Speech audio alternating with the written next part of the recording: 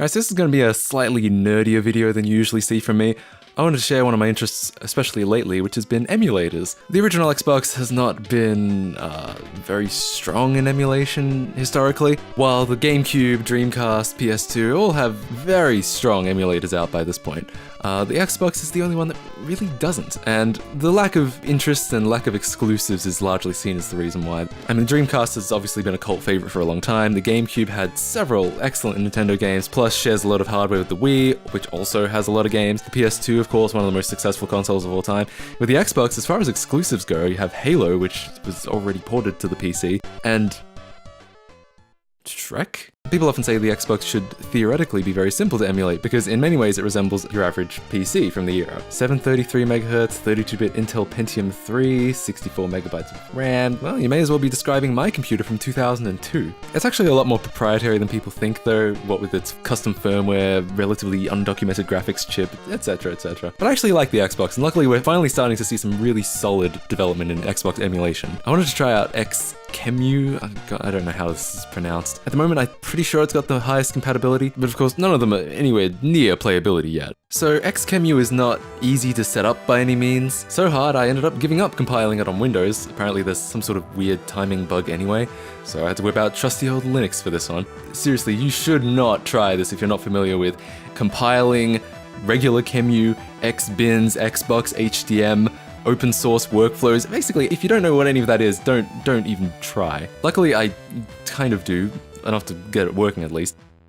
Eventually. The BIOS files are rarer than the Holy Grail. You have to know the right places to go and the right question to ask. It's a lot like a back alley drug deal. It starts up and you feel really excited, followed by a little bit of disappointment. God, it's really slow. I mean, it is to be expected for an emulator that's so early in development. And if you think of it from that perspective, it's really impressive it does it this well at all. The first time I tried it, I got stuck for like half an hour because I couldn't get the controls to work. Turns out, different BIOSes have different compatibilities, so if you try a different one, suddenly it'll magically work. This is actually documented behavior, but because it's not on the getting started page, I just didn't figure it out for a long time. The Xbox dashboard doesn't look great. It's definitely not running at full speed. The emulator doesn't have any sound, by the way, so here's some smooth jazz.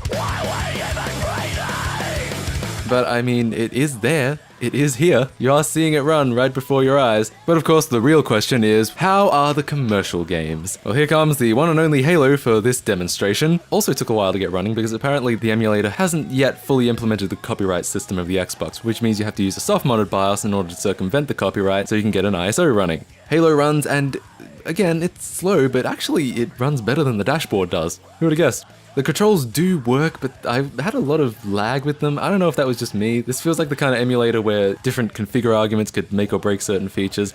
I'm really just not smart enough to know anything about that shit. I had problems with buttons sticking or not being responsive at all. Sometimes it seemed to just take a while, and sometimes I just didn't seem to do anything at all. Halo doesn't actually play, by the way. The menus are all fine, but then you get in the game and it crashes, so I mean, this isn't anything that's really playable yet. However, apparently, and I didn't try it, but there is one game that does work. It's a very simple game, very easy to emulate. Apparently the easiest game possible to emulate on the Xbox. I believe it's almost perfectly emulated, but don't quote me on that. But hey, ignoring how slow it is, I was really impressed actually. It's shaping up to look like a real thing, which is fucking awesome. Anyway, I don't know if anyone's gonna enjoy this kind of video. If they do, maybe I'll make more, but otherwise, back to regularly scheduled shit. Alright, see you guys. Bye!